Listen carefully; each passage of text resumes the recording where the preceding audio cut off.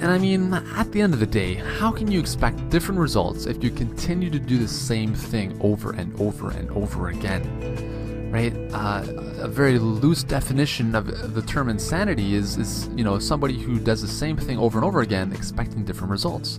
Now, I'm not saying that you're insane, not by a long shot, but what I am trying to say is that it's important that if you are looking to achieve a different result than what you're currently experiencing, you need to do something differently than what you've been doing in the past.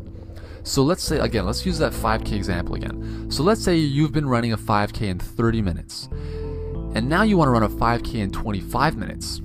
Well, there are certain things that you need to do differently to really make up that 5-minute gap. If you do the same runs at the same pace, covering the same distance and the same protocol, the same kind of structure as before, you'll probably still reach that 30-minute mark. But now you need to change things up. You need to maybe run a little bit faster, maybe do some type of different runs, change up your training schedule a little bit to really help you get to that 25-minute mark. And again, this is just one example, but this can be applied to any area, any running endeavor, any fitness endeavor, or any goal in life really. Is if you want something different, you have to change your actions. You also have to change your thoughts and beliefs about, about the way things are, and how you can. We're not going to get into a whole lesson on psychology here, but obviously thoughts and beliefs kind of lead to our actions, so we have to work on those as well. But very simply, you have to take different actions to get different results.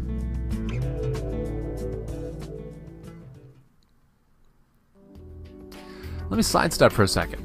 I'm going to ask you if you've heard this story. I've heard this story about this runner. This runner, his name is John. And John was more of a short distance runner, so he'd run, a couple 3 and 5K races. He liked running for speed more than distance. And one year he decided, you know what, I'm going to prepare for a 10K this year. So what does he do? John, he decides, you know what, I'm going to do this on my own. I'm going to kind of do my own thing. I'm going to run 6 days a week. I'm going to run as fast as I can every time. I'm going to cover as much distance as I can, and eventually I'm going to, build up to running a 10K. So he trains week in, week out, 6 days a week, and he gets to, close to the 3-month mark, and he's, getting close to that 10K, and he's feeling pretty good. And just before, a couple days before his race, he's covering up to 11 kilometers now at a pretty good pace. So on race day, he's trained, he's fit, he's ready to go. He laces up his shoes, he gets over to the event, lines up at the start line, the gun goes off, and he just flies out of the gates. And he's just going. He's covering 1, 2, 3, 5K, no problem. People are in his dust. No one's in front of him. He continues to run, and he finishes the race. He finishes his 10K race, and it's just a huge moment for him. The other cool thing is that he actually finished in first, among 150 other runners. So not only did he finish his first 10K, but he also finished in first out of the whole pack. I don't know if you've heard of this story, but I need to tell you something. It's really a big urban myth, and it doesn't really exist. It never really happens. Really, the truth of the matter is that the real story sees John suffer from overtraining injuries because of the amount of training volume he was using 6 days a week, running at as fast as possible, running a long duration, maybe really pushing his body more than he needs to.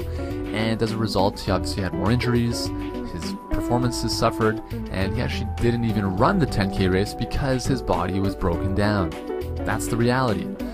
But what if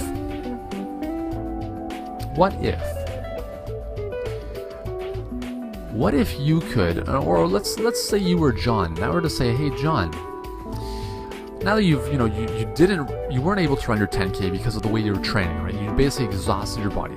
Let me ask you this: so what if you could run faster, farther, longer, so you could, probably shatter that 10K distance, and as a side effect, as a side benefit, burn more fat? Would that be of interest to you? You'd probably say yes. But let me kind of sweeten the deal here. What if you could do this in half the time? What if you could run faster, farther, longer in half the time? What if you could train for that 10K in half the amount of time?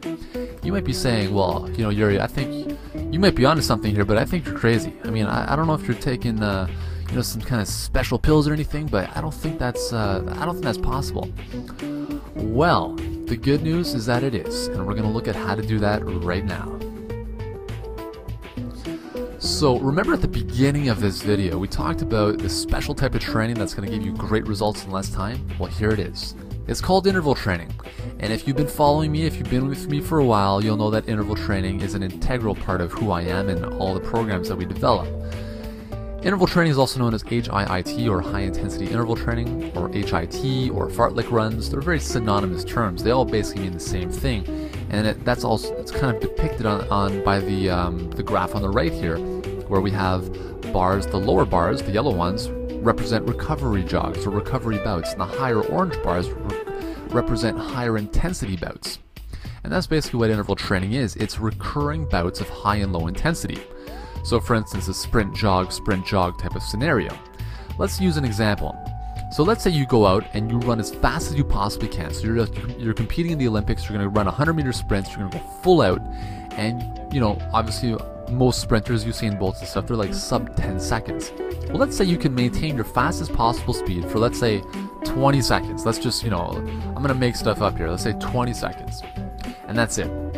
But what if you could take that fastest possible speed and then kind of, let's say, work on it for 10 seconds, so you could, sustain that for 10 seconds, and then throw in a little recovery jog for, let's say, 30 seconds, and then repeat that 10-second sprint, and then throw in another recovery jog of 30 seconds, and continue to do that.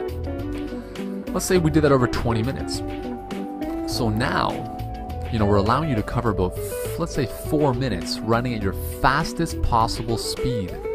That's pretty powerful when you think about it. You could go all out for 20 seconds, or you could go 4 minutes at that same speed over 20 minutes. That's the power of interval training. It allows you to spend more time at your close to your highest possible intensity. And this is very, very important. And I'm going to tell you exactly why in just a second. But first, look at this dotted line on the graph. Notice how it has an upward trend. This represents your average heart rate during an interval training run. What this indicates is that because your heart rate never fully recovers during the interval bouts, there's a natural upward trend in your heart rate. So even as you start to recover near the latter stages of the workout, you're actually still at a higher percentage of your maximum heart rate. And what that means is that you're spending more time at closer to your maximum, right? Closer to your maximum VO2 max, or your maximum aerobic capacity, closer to your max heart rate. And some people think this is dangerous. For some miraculous reason, some people think that it's dangerous to work close to your maximum heart rate. Again, there could be nothing further from the truth. The power of intensity cannot be undermined.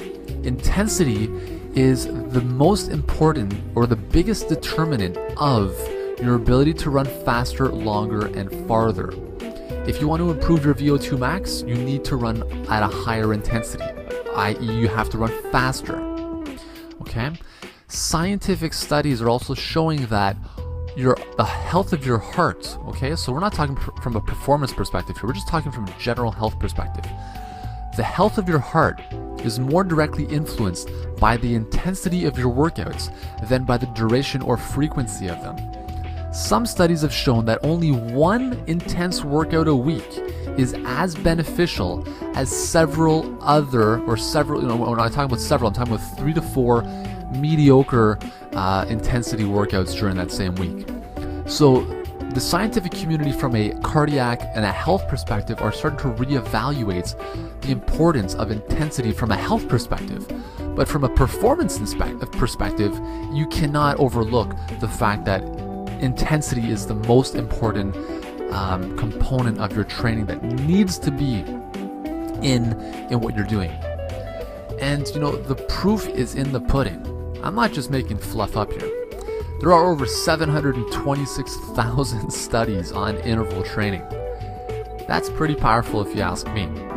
And to show you just how powerful interval training is, we're going to look at a couple examples. Because, after all,